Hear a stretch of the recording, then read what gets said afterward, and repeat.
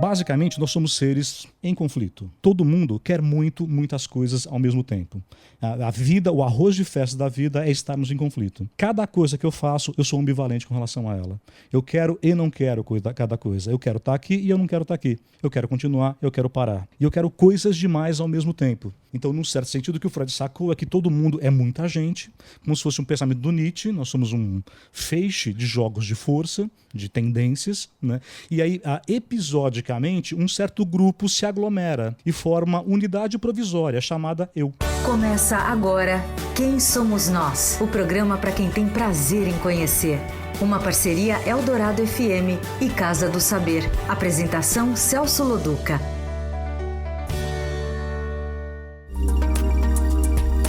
Boa noite, esse é o Quem Somos Nós, um programa em parceria da Rádio Eldorado e da Casa do Saber. Nós vamos ter aqui escritores, poetas, cientistas, músicos, todo tipo de gente que pode nos ajudar com o olhar deles a entender quem somos nós. Nessa série, nós estamos descobrindo quem os estudiosos da mente acham que nós somos. Eu sou Celso Loduca e aqui comigo e com as pessoas que vieram assistir o encontro, o psicanalista e professor da ESPM, Pedro Ribeiro de Santi. Pedro, boa noite. Boa noite. Quem é você? Bom, primeira resposta, a paisana, né? Eu sou psicanalista, né?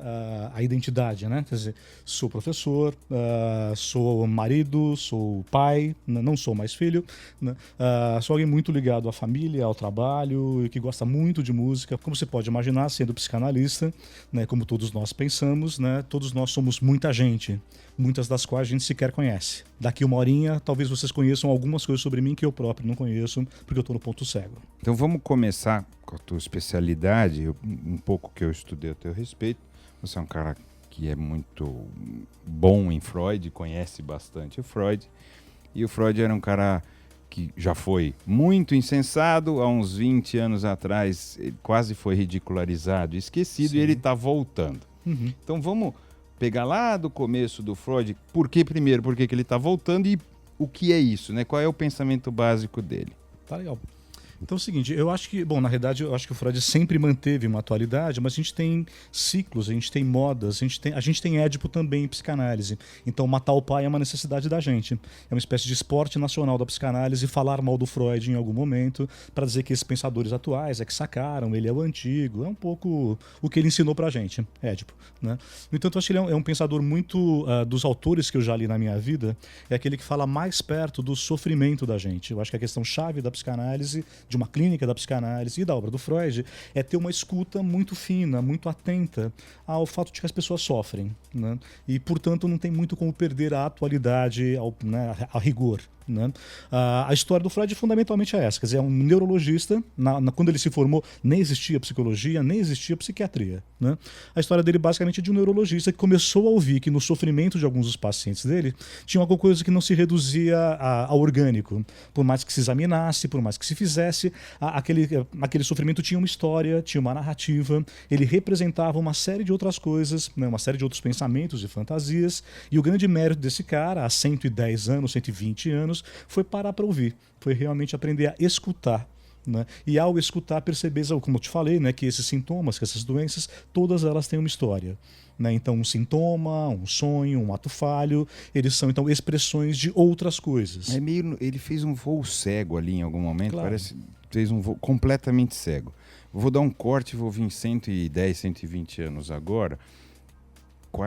Boa parte das pesquisas com neurociência colocam a nossa personalidade com uma base química.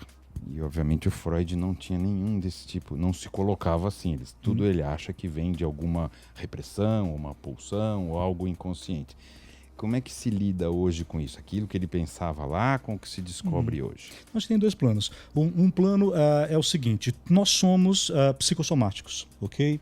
Né? Então, tudo que a gente faz, né, tem uma correspondência em termos de atividade cerebral, inevitavelmente tem. Né? Mas o que a gente faz, ter correspondência cerebral, não significa que uma coisa é causa da outra. Né? A gente está vendo uma espécie de modismo hoje das neurociências, que também fazem parecer um reducionismo muito besta. Quer dizer, o fato da ascendência perder o cérebro em tal hora significa que a causa é cerebral? Nem sempre. Eu te dou um exemplo muito simples. Imagina o seguinte, é que quando uma pessoa está muito deprimida, ela não está liberando certos neurotransmissores. Serotonina, serotonina, dopamina, ok? Não está tendo prazer, ok? Né? Então, ok, ela está deprimida e isso está acontecendo no cérebro ao mesmo tempo, perfeito. Mas ela pode não estar liberando essas substâncias por ter uma inibição cerebral para isso.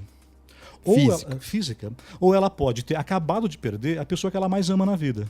E ela ficou muito triste. Nesse momento no cérebro, ao mesmo tempo, ela não vai estar liberando serotonina e dopamina. Mas a causa disso não é química, a causa disso é a vida dela. Mas se isso é continuado no tempo, mesmo depois que ela perdeu alguns meses ou algum tempo X, que não quero determinar, talvez então a causa seja orgânica. Então eu estou te propondo a seguinte ideia, que a gente possa pensar que relação nem sempre é causal. Enquanto você age, acontece algo no seu cérebro. Acontecer algo no seu cérebro não significa que a causa esteja lá. Na mesma linha, há um pouco da questão da genética adquirido, que é uma questão que sempre existiu, sempre existirá. Então, por exemplo, quer dizer, as pessoas hoje é um jeito...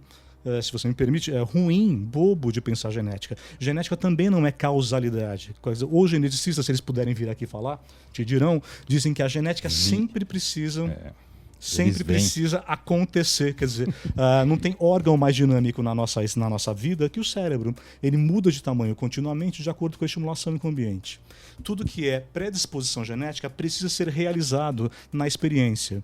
Então a pergunta é genética ou é adquirido nunca é uma boa pergunta. Eu concordo. Né, é uma mistura disso tudo, é uma relação disso tudo, sim. Mas sempre fica um pouco aquela duvidazinha lá de quem começou, o ovo ou a galinha, quer dizer, primeiro existem experiências hoje que dizem que aquilo que você manifesta conscientemente, primeiro você teve um estímulo que você não tem consciência dele, um estímulo... Freud, né? necessariamente biológico. Então, é Freud, mas diz que é biológico. Então, essa discussão, pelo jeito, ainda não tem... No teu ponto de vista, ela não tem... Não faz sentido. O que eu acho assim, é que existe hoje, de fato, uma espécie de moda determinista, né, que ajuda a pensar. É mais fácil pensar, é genético e tal, é cerebral e tal. O que eu acho ruim, particularmente, quando você usa, eu acho que é um mau uso da genética e da neurociência, que são excelentes.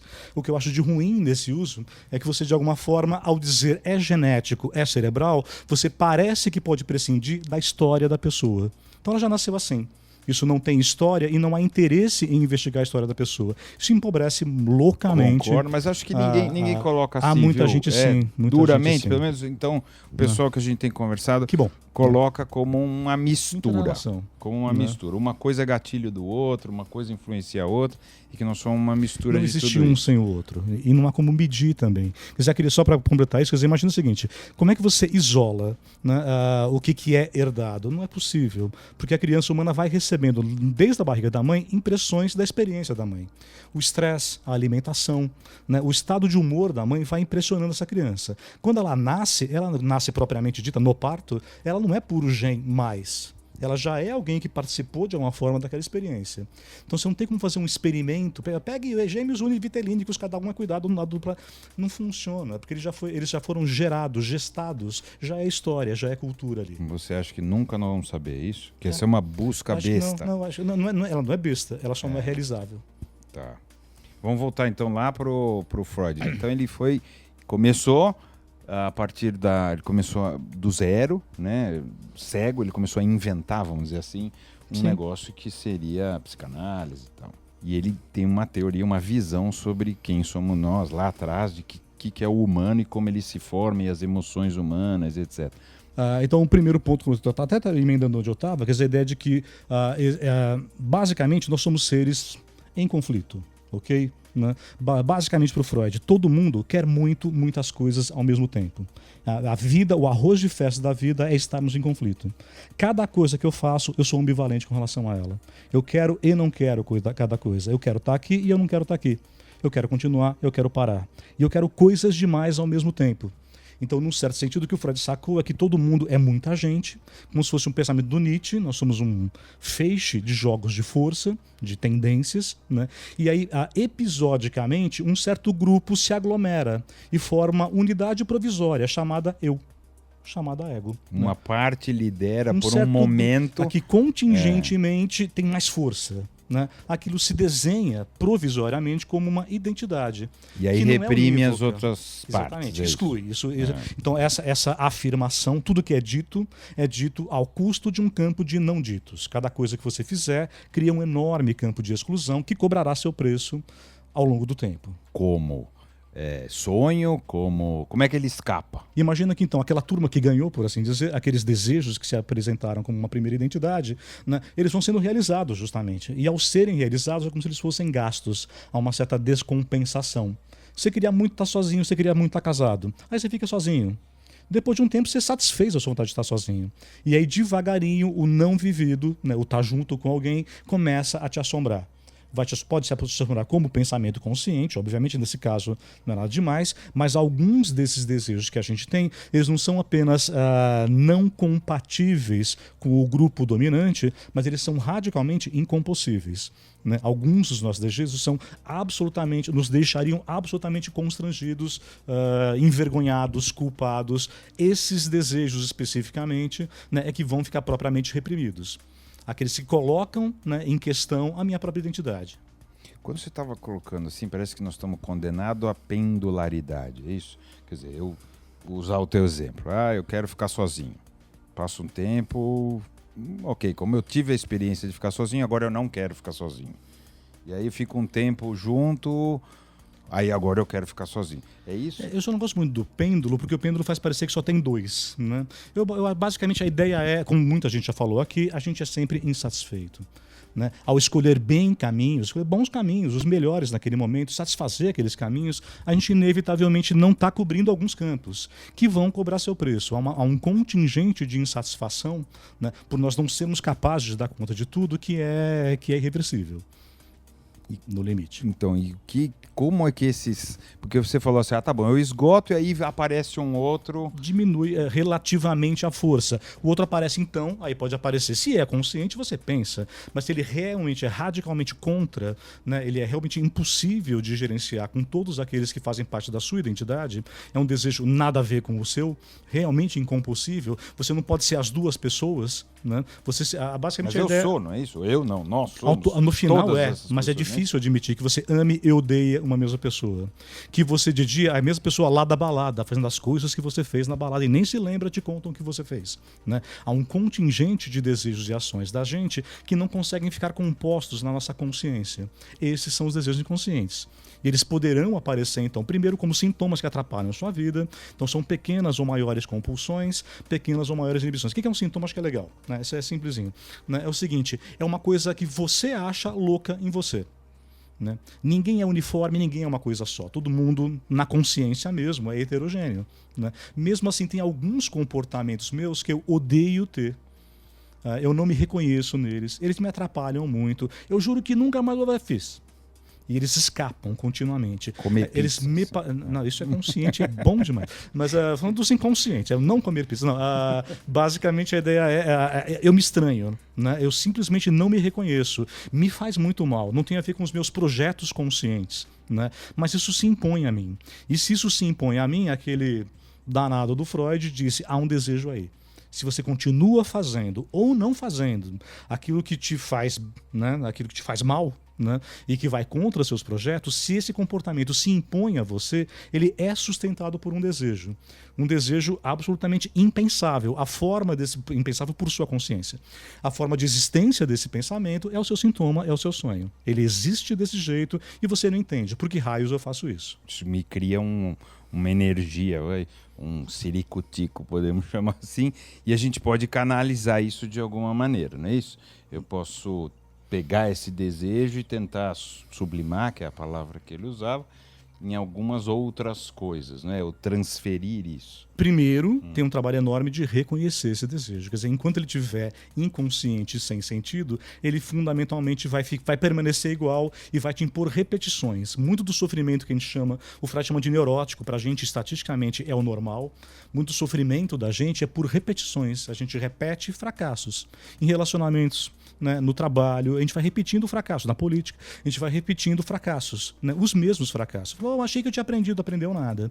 Né? Então, enquanto isso tem esse estatuto de não dito, não consciente, não sabido, isso se apresenta como uma coisa que empata a sua vida. É maior do que a pessoa. E aponta que a gente não é dono da casa. Justamente a descoberta do inconsciente, fundamentalmente é essa: descobrir que você não é e não será, mesmo com terapia, dono de sua própria casa. A gente é muito mais do que a gente sabe que é. Nós não somos sujeitos, causas, né, de todas as nossas ações. É isso que quer dizer inconsciente. O Freud, por exemplo, uma hora fala finalidades da análise, tem um monte de jeito de definir. Um dia ele fala, né, finalidade da análise é você aprender que você tem um inconsciente. E saber lidar com isso com alguma maturidade. Que de toda forma você nunca vai poder fazer parar de vazar. Agora sim, existe um trabalho, existem vários trabalhos, o Freud criou um, e é claro que foram desenvolvidos inúmeros, centenas, ao longo desses 120 anos. Existem formas de tentar ter contato, acesso, ganhar consciência, incorporar de alguma forma esses desejos, que aí então poderão ser produtivos, sublimados, criativos. Né, no caso dele, ele começou com sonho, não é isso? Achava que o sonho era a expressão... Não foi marketing, foi sacanagem. Não é verdade? Não é marketing, safado. O Freud aprendeu tudo que ele aprendeu com sintomas. Né? Quando ele foi escrever um livro a respeito, em 1900... Ele fingiu que era com sonho? Você acha que marketing é fingimento? No caso dele, parece que sim. Não, mas ele é bom nisso. Funciona assim. Ele descobriu que ele descobriu com sintomas. Okay? Na hora que ele foi fazer o livro, depois de 15 anos de clínica, ele foi fazer um livro inaugural para a psicanálise, A Interpretação dos Sonhos, 1900. O que ele pensou? Se eu fizer a interpretação dos sintomas, vão achar que só gente doida tem inconsciente. E eu quero dizer que todo mundo tem. Então ele escolheu um fenômeno, a princípio, banal, né? Um sonho mais, outro sonho a menos, mas ninguém acha que é doente sonhar. Ele pensou, boa sacada, ao invés de chamar meu livro de interpretação dos sonhos, dos sintomas, eu vou chamar a interpretação dos sonhos. Se eu puder vender meu peixe, o peixe do inconsciente e do conflito e do desejo, né? Eu consigo vender para todo mundo e não vai se imaginar que é só meia dúzia de doentes que tem. Então foi uma sacada. Agora você me deixou de meio comunicação. Confuso. É verdade ou mentira do sonho? Não é, então. Quer dizer, não é pelo sonho que ele fez a teoria. Ele fez ao contrário, mas se aplicava depois ao sonho. Claro, a gente usa certo? Hoje. Os sonhos são muito importantes, são muito criativos. Sonhos são geniais. Que medo. Falei, não, mas todo esse tempo eu achei que estava tudo errado. Viu só? Na inconsciente é assim. Então, primeira coisa bem sacada, o Freud sacou também, ele não é ingênuo, né? Ele é o primeiro cara a dizer, nesse livro inaugural, a gente em psicanálise, no consultório, não interpreta sonho. A gente interpreta narrativas de sonho, o que é muito diferente. A gente só tem os nossos próprios sonhos. O que analisando um paciente traz não é um sonho, é uma narrativa. E nessa narrativa que agora é verbal, né, ela é oral, eu tenho que traduzir, né, o criativo, né, o multidimensional da imagem e da experiência do sonho para palavras. Então tem mais um grau de deformação aí. O Freud não é estranho a isso. O sonho fundamentalmente é bacana porque ele é uma experiência que conta que todo mundo é muito criativo e que todo mundo é muito maior do que sabe ser. E o sonho é uma espécie de grande filme, quer dizer, você roteiriza, dirige, atua e assiste ao mesmo tempo, é sensacional. Né? É uma narrativa fantástica. Então, antes de você interpretar com Freud, Jung ou com o espiritismo, o sonho é uma experiência sensacional. Porque ele conta pra gente que a nossa cabeça é maior do que a gente sabe no dia a dia. Mas aí tem uma segunda parte, e aí de novo eu vou voltar um pouco para cá, vou voltar para os tempos atuais, sim, onde é sabido que memória é falha, ela é cheia de buracos, sim, e a gente preenche da maneira que bem entende. Então, se a gente vai contar um sonho ou um fato, ou seja lá o que for, a gente essencialmente está criando a situação. Não é isso? Então tem duas coisas. Primeiro, antes de você interpretar, lembra que o sonho sonhado é uma experiência criativa. Okay? Esse é um primeiro ponto que eu acho que ele é sensacional. Então eu queria deixar esse. O segundo ponto é o seguinte, é claro, quando você narra, você tem que introduzir elementos que não estavam no sonho. Porque ele é falho e porque a experiência vai virar palavra. Agora, quem é que faz isso? O próprio sonhador. Não é o analista. O que significa então? Para o Freud existem duas passagens, digamos. Uma coisa seriam os conteúdos inconscientes, que são deformados para virar um sonho, e existe um grau novo de deformação, esse que você acabou de falar, que é uma fantasia nova que eu crio para transmitir para o meu analista. Mas mesmo de um fato concreto a gente faz isso, não é isso? Eu vou contar uma coisa que me aconteceu, sei lá, há X tempos atrás, então, eu vou inventar. Sabe o que o Freud disse? Então, isso você está contando, foi o Freud que sacou. Ele falava o seguinte, em 1900, né? Uma lembrança, quando você lembra de uma coisa, você não está buscando num certo lugar, num arquivo, uma lembrança e trazendo a consciência. As lembranças, diz o Freud, em 1899, são feitas no momento de lembrar. Uma lembrança é feita de um contexto presente e de marcas históricas. O contexto presente evoca essas marcas que naquele instante viram imagem. As imagens não estavam lá. Não é pasta de computador, arquivo 2011. Então, isso está comprovado neurologicamente que faz bom sentido. Bom para neurologia. Basicamente sabe há 100 anos. Em todo caso, tudo descobrido Platão recentemente. Vão nessa, não tem problema. Mas a experiência é essa. A experiência é claro que é uma invenção, mas quem é que está inventando este sonhador com sua história? O que produz essa narrativa fictícia é a mesma coisa que produziu o sonho. O sujeito está implicado nessa narrativa, assim como está implicado no sonho. Em algum momento, agora falando com o ser humano normal, tá certo? Você fala como psicanalista, mas eu sou aqui, eu não estou sendo analisado, mas sou um ser humano normal. Sim. No final, o grau de confiança que a gente pode ter naquilo que a gente acha que é a verdade, ou aquilo que a gente acha que é o fato, é bastante baixo. A realidade é uma coisa que a gente inventa diariamente, não é isso? Exatamente. É mesmo. E ok? Ok. Duas coisas. De onde é que vem a evidência do que acontece numa análise? No processo. Quer dizer, se essas interpretações que forem derivadas durante uma sessão, elas forem fabulações que não digam respeito a nada significativo para a história desse sujeito, elas vão ser um blá blá blá que não vai levar para lugar nenhum. Né? O que talvez, aí sim, talvez que só quem trabalha ou já fez a sua análise saiba, é que essas interpretações elas vão se acumulando e vão desenhando uma história. Né? Que história é essa entre realidade e ficção? Né? Outro conceitão básico da psicanálise, sensacional, difícil de engolir, chama-se realidade psíquica. Né? Então, aquilo que o paciente conta, nós não temos, de novo, nem a infância dele, nem o sonho dele, nem a patroa, nem o chefe. Okay? Né? A gente tem a narrativa dele. Né? Então a gente toma rigorosamente isso como a experiência desse cara, a realidade dele, da perspectiva que ele tem. Nós não temos balizas externas para confrontar essa fala. O que a gente tem é uma fala que se articula com grande coerência, ao longo do tempo percebe-se com grande coerência, e que vai desenhando como essa pessoa se estrutura. Se vê. Como ela se estrutura, não como ela se vê. A hora que ela perceber como ela se estrutura, ela toma um tombo danado, ela não sabia que fazia assim. O cara entra em análise, nunca fez na vida. Ele passa aí, então uma vez por semana ele vai, né? Uma vez, duas, três, quantas forem, mas basicamente hoje, uma vez por semana, enfim. Né? 1 mês, 2 meses, 3 meses ele vai. Nunca tinha feito isso. Depois de uns 2, 3 meses o cara fala, cara, né? Se ele tá no divã, ele faz assim, olha para trás, se ele tá na poltrona, ele fala, cara, acabei de me dar conta que eu sou muito repetitivo. Eu sempre falo das mesmas coisas e pessoas e situações. Vivendo, eu não tinha percebido. Agora que eu falo toda semana, né, eu me dou conta do quão eu sou repetitivo. Mas não se preocupe, eu nunca mais vou falar a respeito. Nessa hora é ótimo ter divã. Claro. Né, porque você está atrás e pode rir, como você riu agora. Sem a pessoa ver. É o humor dos lábios, né? Eventualmente. Mas basicamente o que aconteceu nesse momento? Olha que interessante. Esse cara tem uma autorrepresentação. Quando ele se vê nessa relação analítica e vê as ações dele sendo representadas e transformando-se em narrativa, ele dá de cara com o espelho pela primeira vez na vida. E ele faz o que todo mundo faz. A primeira vez que olha no espelho, odeia o que está vendo. Recusa o que está vendo e fala, nossa, eu quero fazer autoajuda, quero ser outra pessoa. O cara acabou de ver alguma coisa sobre si, sobre a forma dele se organizar e estruturar, que ele nunca tinha se dado conta na vida dele. O trabalho da análise vai começar só agora, porque você vai trabalhar com esse cara a apropriação disso. Não é uma rendição, ok? É uma apropriação dessa história que ele vem repetindo sem se dar conta que você está repetindo. Quem somos nós? O programa para quem tem prazer em conhecer. Bom, eu vou ler uma frase sua sobre o homem moderno e tal. Manda. Que você, de alguma maneira, coloca assim: o mundo atual hiperdrena nossas percepções através da grande quantidade de informação, tornando-se impossível o tempo da introspecção e repouso. E aí você diz que é por isso que todo mundo ficou louco. Da onde você chegou? Análises anteriores com a Maria Lúcia Homem e o Luiz Hans falaram a respeito disso. Né? Então a ideia é a seguinte, quer dizer, o ambiente que o Freud produziu foi um ambiente chamado moderno, aquele que nasceu no século XVI e XVII. O grande herói chama-se Hamlet, o homem introspectivo, profundo, reflexivo, inacabado, né? Montaigne, que eu citei.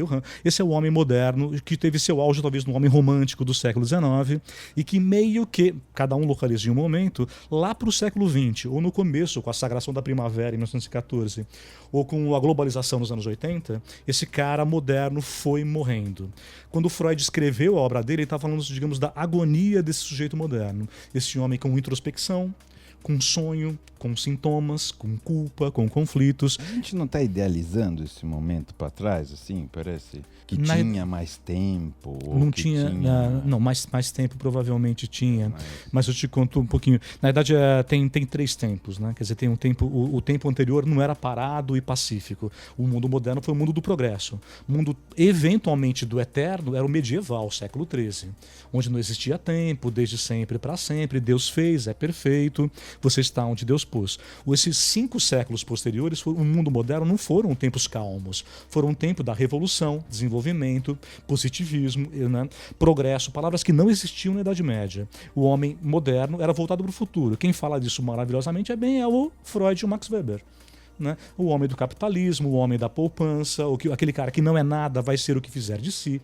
Esse humanismo, né, que o Max Weber teorizou como ninguém, e o Freud falava, eu sou castrado hoje, mas quando eu for grande, né, eu vou conseguir o que eu queria. Essa vida voltada para o futuro era a vida instável do homem moderno. Né? O homem contemporâneo, a gente não sabe se ele é pós ou é hiper, ou é alto, se ele é molhadinho, como quer o Bauman, a gente não sabe direitinho, né? Ele já está virando outra coisa hoje, mas esse homem da virada do século XX, basicamente ele é um homem saturado, tem um equilíbrio que é desfeito, que diz respeito a essa frase. O equilíbrio é o seguinte, né?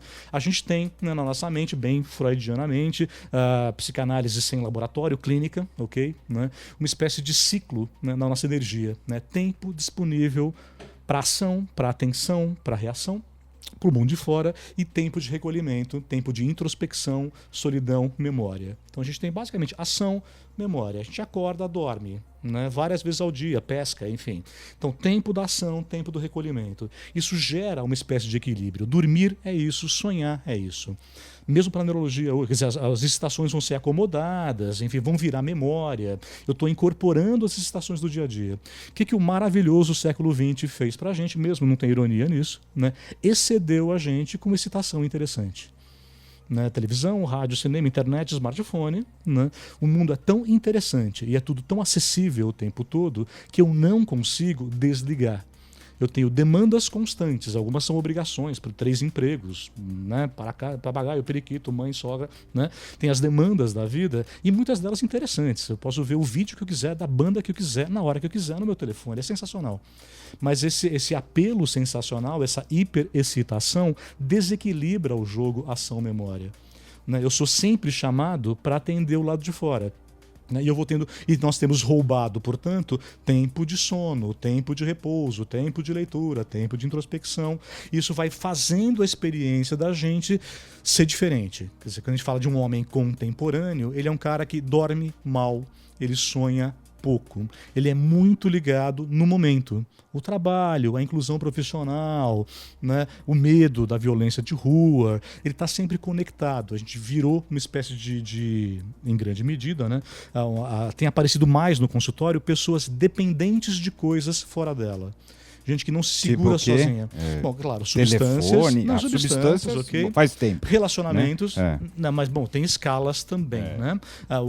Quantos jovens se embriagavam nos anos 60, quantos proporcionalmente se embriagam hoje? Acho que teve uma mudançazinha aí. Em todo caso, dependente de relacionamentos que não são feitos de interesse, intimidade, projetos, são feitos de dependência. Quer dizer, tá ruim. Mas pior do que ficar com a pessoa é ficar sozinha. O desespero de ficar sozinho é tal que eu não consigo terminar uma situação ruim. Eu teorizei isso, uma teoria linda, chama teoria do cipó.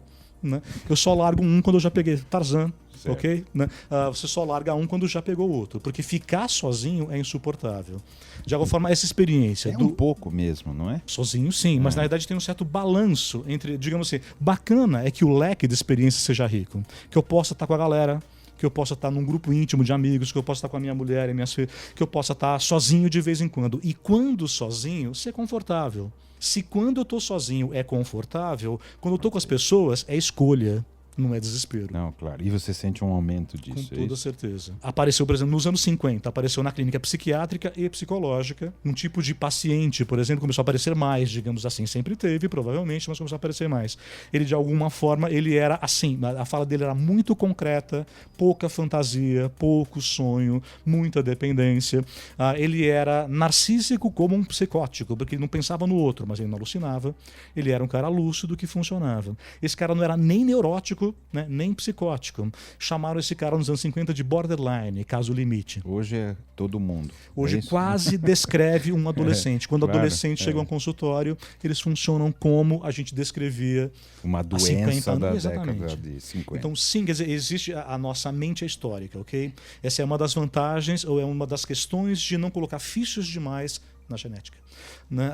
Ou no que é pronto do cérebro. Mas no caso do Darwin também, assim, quer dizer, na evolução, Sim. a seleção... Sensacional. A seleção não acabou, ok? É. Né? Então, às vezes a gente vê na mídia, né? No nosso passado darwiniano, mas como assim passado? Continuamos, Acabou? né? Nós Né? continuamos. Mas exatamente, o Freud é francamente darwiniano. Né? Ele é como o Skinner do behaviorismo. Eles são francamente darwinianos. A gente opera, o ambiente seleciona, continua selecionando. Ou seja, alguns comportamentos das pessoas são mais adaptados em certas dinâmicas políticas e sociais do que outros. Certas culturas, uma cultura vitoriana de final do século XIX, produzia uma repressão, sobretudo sobre as mulheres, muito violenta. Não tinha sujeito do sexo feminino. Tinha agregados aos homens. O século XVIII era mais liberalzão. O século XIX foi muito pesado. E não é à toa que a psicanálise nasceu lá. Não, então, onde estava a histeria no século XIX, está a depressão no século XX. Né, 20 para 21, de alguma forma. A depressão sempre houve, é óbvio. Né? Heráclito falava, da pai da medicina, me ajuda? Hipócrates. Falava de melancolia. Estava lá a melancolia, histeria também, aliás. Né? No entanto, hoje o contingente de pessoas com essa experiência é muito diferente. Então você, de alguma forma, tem uma dinâmica cultural. Por que você acha que aumentou a... Por essa frase obscura minha que você acaba de ler, né? Mas vou torná-la menos obscura. Tem muitos jeitos de pensar em depressão, de novo. Nós falamos perder uma pessoa querida, uma falha química, né? Mas um jeito clássico de aparecer a experiência da depressão, momentânea, que seja não duradoura, é exatamente as pessoas que se põem a tentar atender às demandas constantes do ambiente. Imagina se você for acompanhar o feed de notícias do Facebook. Você morre tentando e vai estar devendo. Né? Então você atende. Mas você por que atende. a pessoa se coloca na posição de atender tudo isso? Justamente condições culturais, condições de ambiente, onde isso significa inclusão e exclusão. Você é um jovem, se você tiver tais aplicativos no seu telefone. Né? Isso faz justamente é uma questão de cultura, não é uma necessidade de aceitação, quer dizer, você quer ser aceito de qualquer maneira. Né? E é isso que se faz. Né? Os empregos da gente cobram da gente isso, os smartphones sempre ligados, etc e tal. Então, só para fazer, a hora que você passa a vida, então, tentando atender ao externo, sem ter um tempo razoável para ficar sozinho, para ler, para pensar, né? A hora que tudo para, você entra em férias, a hora que você para de correr que nem tubarão, você afunda. A hora que você para de ter demandas, você está realmente em férias, você olha em torno e fala, o que eu estou fazendo aqui? Como é que eu cheguei aqui? Será que eu gosto do meu emprego? Será que eu gosto da minha casa? Será que eu gosto da minha namorada? Por que eu faço essa faculdade? Por que eu faço faculdade? A hora que o cara pergunta isso, ele despregou. Quem sou eu? Né? Isso chamava bonito há 2000 anos, chamava melancolia. A gente é bem mais besta e chama de depressão. A gente chama de doença. Essa caída em si, que é uma consciência de si. Mas eu estou entendendo que você acha que o que a gente chama hoje de depressão é uma coisa comum e que as pessoas estão... ou, sei lá, alguém ou algo, algum interesse está tentando transformar em doença, ou tem a doença? Então, depressão não é uma coisa só. Primeiro ponto é depressão não é uma coisa só. Né? Sob os sintomas de tristeza, desinteresse duradouro, podem ter causas muito distintas acontecendo, desde más formações químicas cerebrais até um ambiente que não deixa a gente sonhar e ter esperança e ter futuro. A gente vive dizendo o seguinte, que jovens até os anos 60 tinham futuro, tinham utopia. Né? Os jovens na rua, no comunismo, sonhavam com democracia, na democracia com anarquismo, socialismo. Né? Então, até o uso de droga tinha uma fala de abrir portas da percepção. Não, aqui no Brasil era contra a ditadura que a gente de lutava. Direita. Em Praga era contra a ditadura de esquerda da Rússia. Né? Em todo caso, esse jovem sonhava. Né? Desde os anos 80, esse mundo hipermoderno, pós-moderno, líquido do Bauman, o que você quiser, ele chama de alta modernidade, né? Esse mundo, de alguma forma, é um mundo no qual a história acabou. Né? Globalização significa acabou. Mas aí virou consumo, não é isso? é uma espécie de pós-capitalismo, mas não tem mais plano B, não tem mais o PT já chegou ao poder e veja só. Se não tem mais um futuro diferente, acontece uma dinâmica muito terrível com o tempo, que funciona assim, primeiro, né? Se não me parece que haja futuro, eu perco instantaneamente o interesse pelo passado. Porque estudar história só é legal se eu estou entendendo que está existindo um processo. E que esse processo eu posso estudar a história e prospectar. Se eu disser que acabou o futuro, não tem história, é curiosidade. Se não tem futuro e passado, o que tem? Tem instante e eu quero me divertir. Então a gente fala muito dos jovens dos últimos 15, 20 anos, pesquisa sobre comportamento de jovem. Vários. Tédio. Falta de utopia, preocupações de coisas concretas, primeiro emprego, família e muita diversão intensa na balada, no álcool, na droga.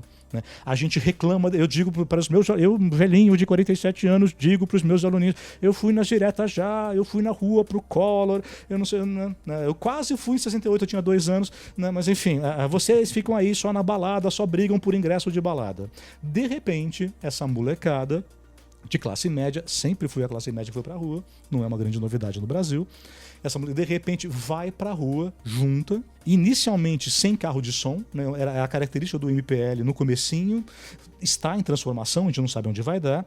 Eram jovens na rua, descontentes, juntos, eventualmente refilmando fotos de 68, abraçando o militar, colocando flor, um pouco, né, cantando, caminhando e cantando, recuperando uma certa estética, mas fundamentalmente me parece, né, que recuperando uma certa capacidade de sonhar. A gente passa os últimos 20 anos reclamando dos seus alienados, vocês não se reúnem. A hora que eles vão pra rua se reunir, a gente, velhinho, fala, mas vocês não reuniram como eu queria que você reunisse. Né? Agora estão fazendo baderna, agora estão quebrando coisa, agora vocês não têm uma proposta muito clara. Eu tive uma sensação, eu acho interessante o teu olhar, eu tive uma sensação de que por alguma razão as pessoas resolveram se falar assim, não, mas eu quero respeito de novo. Sim, exatamente. E me parece que é o que permeia tudo, assim, eu quero ser respeitado. Eu quero me sentir potente de novo. Quer dizer, uma chave da história dessa cultura, a gente chama de cultura do narcisismo em psicanálise, né? É justamente uma sensação que as pessoas tiveram nos anos 70, 80, de que elas não faziam diferença. Né? O mundo está muito grande, muito complexo, eu não sei bem quem é do bem, quem é do mal, eu não consigo mais arrumar minha cidade, então eu me fecho na minha família, no meu condomínio, no meu jardim. O nosso narcisismo não é um egoísmo, o nosso narcisismo é uma defesa. O mundo está violento, eu preciso de um carro blindado. O mundo tá violento, eu quero meu filho num shopping que tem o prédio em cima, né? Porque isso me protege, eu tenho medo, então eu me fecho narcisicamente, significando impotência. Quando a molecada vai para a rua, dá 3 dúzias de grito e o governador e o prefeito abaixam 20 centavos o preço, dá um sentido de potência, né, que estava em falta há muito tempo. Então, às vezes me preocupa que isso vai virando extrema-direita, ou gente, cada corporação buscando sua defesa particular, dono de caminhão mandando o caminhoneiro fazer greve. É claro que tem muita coisa sendo desvirtuada, mas no começo disso tem uma coisa muito bonita e importante, que é esse cara sair da frente da tela e ir pra rua junto fazer alguma coisa. Quem somos nós? Com Celso Loduca. Posso pedir para você arriscar o que para onde você acha que vai? Ou você pode falar nem a pau? Não, eu adoro falar, então tu não tem problema falar, eu falo. Cuidado, que tá gravando, então você tem o risco, depois a gente vai ouvir. Poxa vida, pensa, não vamos mudar de assunto. Não vamos. É o seguinte, o que a gente vinha assistindo desse mundo pós, a gente já tinha 2 reações, eu acho, de 2000 para cá. Né? Uma chamava-se ambientalismo, né? Às vezes meio politicamente correto, mas, por exemplo, a questão do aquecimento global. Eco-coisas. Eco-chatos, eventualmente. Né? Mas veja só, eu sou completamente incompetente para julgar se nós somos capazes de aquecer o planeta ou não. Eu não tenho competência nenhuma para dizer isso. Mas a ideia de que, eventualmente, a gente fez um estrago no clima pode dar para a gente uma sensação de que a gente faz diferença. E se a gente faz diferença, quem sabe a gente também não consegue fazer diferença por outro lado e resgatar algo de ambiente. Então tem algo no discurso ambientalista que pode ser fictício, o Al Gore fazendo campanha contra o Obama. Em todo caso, tem alguma coisa nisso que pode significar a tentativa de resgatar um sentimento de relação com o planeta. Outro caminho que eu não gosto nada tem sido um caminho agora vou perder amigos e ouvintes, hiperconservador e religioso. A gente está vendo galopando de 10 anos para cá um enorme crescimento da religião, várias formas de religiosidades profundas, antigas e terríveis, modernas, né? Terríveis, né? Mas um pouco no sentido, nesse mundo perdido é preciso recuperar valores. Então, ao invés de ir para frente, eu volto. Eu quero voltar para os bons tempos, quando a família né? E eventualmente que é um tempo idealizado também, totalmente claro. idealizado, é claro, né? E basicamente muitos dos discursos religiosos, é claro que não todos, né? Resultam em fundamentalismos, exclusão e violência. Então, o Feliciano não representa os evangélicos, eu fico felicíssimo em saber disso, em nome dos evangélicos. Né? Mas, basicamente, gente como ele, ou pessoas assim, vão ganhando espaço. Né? O mundo tá, os jovens estão perdidos. Valores, quais valores? Os medievais. Né? Então, a gente também assistiu isso, e uma parte das pessoas que está na rua é de extrema direita, conservadora. Para o meu paladar, não é o melhor paladar possível, mas também é um caminho que a gente está vendo. Então eu tenho visto, né, um caminho que significa o que era esquerda, basicamente, tem virado muito ambientalismo, comprometimento com o planeta. E de outro lado, um neoconservadorismo, como a gente já tem 15 anos de Fernando Henrique centro-esquerda e Lula esquerda, se é que, né? E mesmo assim no poder, agora é a direita que é a oposição. E é ela que é o reprimido que volta. Ok, como falávamos agora há pouco. Então, você teme que a gente tenha uma onda colorização, apareça um caçador de marajá travestido de alguma outra coisa. O terreno é tentador. Né? Alguém que venha botar... Lembra como o coitado do Padilha falava do Capitão Nascimento? O cara passa o filme do Capitão Nascimento tentando deixar de ser o Capitão Nascimento. A moral da história é ele não quer aquilo. E ele vira, de repente ele vira herói. Né? Então tem uma chamada para alguém que venha botar a ordem. Né? Tipo ao contrário, né? É o reprimido. Pede para sair. É a falta do reprimido. Né? Bom... Quando você está colocando isso aqui, eu quero agora juntar com outra coisa, que isso aqui agora a gente pode passar a vida falando sobre o que está acontecendo com o país, e a maioria das coisas a gente tem dificuldade de saber para onde vai. São não bem formuladas, né? Poder arriscar pensar. Não é certeza, não é tese. É exercitar pensar. Então eu estou falando coisas que eu penso. O positivo é, do teu ponto de vista, e que a gente está aprendendo, as pessoas estão se sentindo com capacidade de interferir coletivamente na vida. Sim. Não é isso? Coisa que precioso. Elas haviam perdido e que estavam substituindo por gadgets, por tênis, por consumo, por seja lá o que for. E que isso é bacana. Não é isso? Nesse sentido, sim. Nesse sentido. A questão é que isso não se sabe onde vai dar e que pode não ser uma coisa bacana. E a terceira coisa é que nós, velhinhos, né, passamos anos reclamando, vocês não se mexem. A hora que se mexem, fazem, mas não é para aí que é para se mexer, mexe para outro. Né? A gente também quer controlar isso. Então tem um plano de acontecimento, que a parte mais legal é um acontecimento. Ninguém sabe pensar isso direito. Né? Todo mundo faz tese, é para fazer, nenhuma dá conta. Né? Então tem uma coisa muito vibrante, muito criativa acontecendo no fundo. Eu vou continuar aí, tá? A gente está saindo dos Freud e tal, mas eu acho que faz um pouco de sentido, porque eu acho que é um assunto interessante.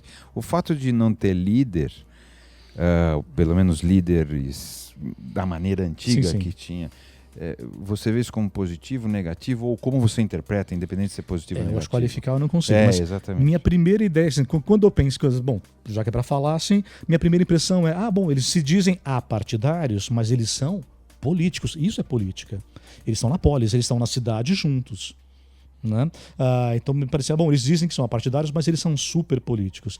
O que eu não sei nesse momento, depois de um tempinho, estou na dúvida se além de apartidários inicialmente, eles são políticos ou não, porque também me pareceu, quer dizer, nas primeiras semanas você vê aquela coisa diária. Aí eu fiquei imaginando o seguinte, será que eles estão levando a atitude do Facebook para a rua? Ou seja, eles estão se postando na rua todo dia? Onde fazer um post por dia, eu estou me postando, eu sou o meu post na rua, eu estou aqui fotografando. Né? Se for cada um post de si próprio, não é política. Né? Aí são indivíduos juntos na rua. E uma coisa sugeriu isso, porque não teve explosão de massa. A massa tem pânico, correria. Morreram 3 pessoas atropeladas, mas chegou a ter 1 milhão de pessoas na rua. 1 milhão de pessoas na rua, se é massa, massa se pisa, né? Alguém grita bomba e as pessoas... Mas aconteceu um monte de violência, uma tentativa de invasão. Não, mas é diferente. Não é isso. Não é grita no Afeganistão bomba e as pessoas se pisam umas às outras. Esse tipo de explosão de massa não aconteceu. Teve invasão, briga com a polícia. Isso é bom, não é? Isto é bom. Não morrer gente sempre é bom. Né? No entanto, talvez diga que não se fez um coletivo. Sejam muitos indivíduos. Essa é a minha dúvida mesmo, estou pensando alto. Se isso é político ou se são muitos indivíduos. A ideia de de contestar as instituições, a ideia de tentar uma democracia direta é perigosa também do ponto de vista de você poder cair do que você estava falando antes numa coisa de direita total. Então, quer dizer, basicamente, em algum momento, eu acho que tem que separar como tempos, né? O tempo da espontaneidade é muito bacana. Mas tem que virar outra coisa, quer dizer, não dá para viver alguém tem que dirigir o caminhão, alguém tem que dirigir o país, não dá para ficar sem organização, né? Então esse estado amorfo inicial, ele tem esse valor de início, alguma forma há que se tomar ao longo do tempo, né? E aí eu não sei que forma será essa, né? Então eu acho que a questão do sem centro, ele é muito bacana, ele é muito poderoso, deixou PT e PSDB os dois em maus lençóis. Cada um que tentou chamar né? Si. Eu acho que todos. Mas principalmente esses partidos, dois, né? Com essa ironia de que foram os partidos da redemocratização, né? Então essa grande ironia, eles não representam, né? É isso que todo mundo dizia. Vocês não me representam, eu me represento. Então tem alguma coisa muito importante sendo dita e sendo exercida ali, né? De alguma forma, isso também não pode ficar aí. Quer dizer, um mundo sem... Eu não acho que uma anarquia verdadeira, uma autogestão nacional pudesse funcionar. Em alguma forma, mas talvez precise de tempo, né? Não precipitar e já dar nome para a molecada. Não deixar partido encampar de verdade, eles são cuidadosos com isso, mas é preciso de tempo de amadurecimento, para que essa voz vá se afinando. A gente é muito apressado, né? Então eles começaram a falar tese, né? Eu mesmo fiz várias, né? Estou fazendo mais uma agora. A gente é louco para entender. Mas acho que é natural, né? Desde que a gente entenda que é um processo de compreensão do que está acontecendo. Que é provisório, né? Mas isso é psicanálise. Nós somos máquinas de procurar sentido. A gente fica morrendo de medo do que não entende. Então a gente ficou com muito medo dessa molecada na rua. Medo do novo, medo do diferente. Não é só medo do saque, que é claro. Então, né? Vamos voltar ao negócio do sentido. Agora vamos sair das manifestações. Vamos tentar voltar um pouquinho, que é a percepção que eu tenho nas conversas que a gente tem tido, principalmente com as pessoas, com os estudiosos da mente, a vida não tem sentido. Intrínseco. E o ideal é a gente... Ideal, não sei se é a palavra correta, mas o negócio é a gente tentar lidar com esta falta de sentido da maneira mais tranquila possível. É assim que você enxerga também?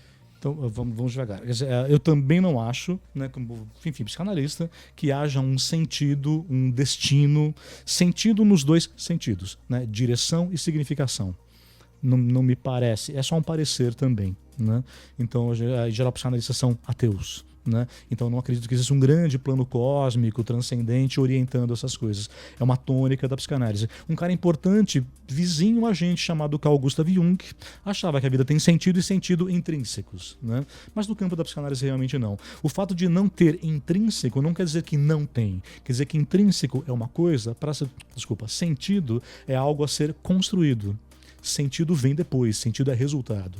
Como estilo, né? Então a vida é para ter sentido, mas é preciso construir. Você preenche o sentido, você né? coloca o E sentido. aí essa coisa um pouco perturbadora do Freud, justamente, que esse sentido é singular.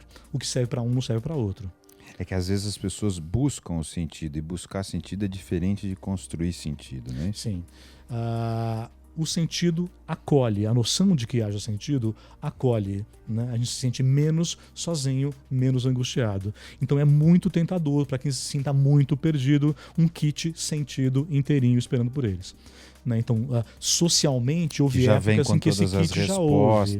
Né? Então, no mundo medieval, possivelmente, esse kit já estava lá e tal. Você não tinha que ser um neurótico obsessivo, você podia ser católico. Né? E seus rituais todos eram feitos na igreja. Bacana, né? Nosso mundo tem caminhos, o mundo moderno ou pós, tem caminhos mais singulares. Aquilo que é feliz para mim, aquilo que dá sentido para mim, pode dar tédio ou nojo a cada um dos meus vizinhos. Né? Essa é a dificuldade da democracia, afinal. Né?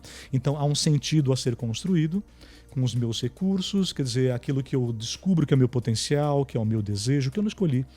Né? Que me foi dado porque eu herdei, me foi dado porque estava na minha família, eu não escolhi. Né? Isso é fundamental assim, na psicanálise. A gente é fundamentalmente desamparado.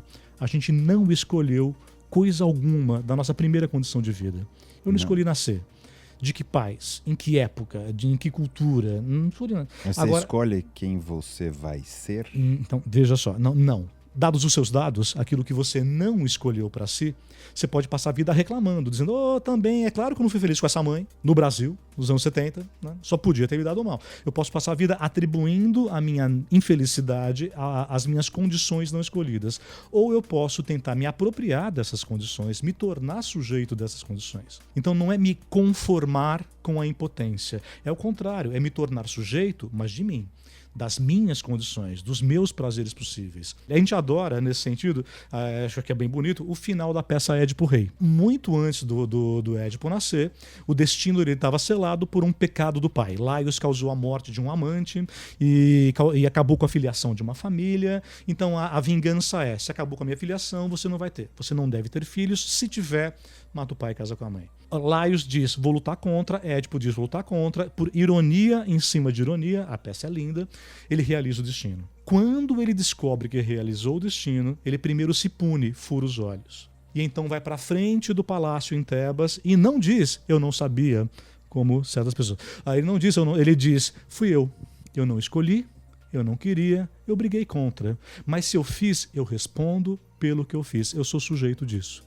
E essa é a grande volta por cima do Édipo. Na realidade, ele se torna sujeito de uma história que ele não causou. Ele não é sujeito gramatical da história, ele não é causa dessa história.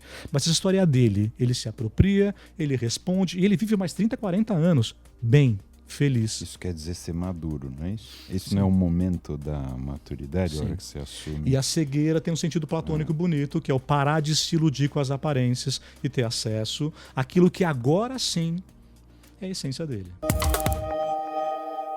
Agora eu vou fazer a última pergunta, que é, depois de tudo isso que a gente estava falando, do teu ponto de vista, quem que somos nós, humanos?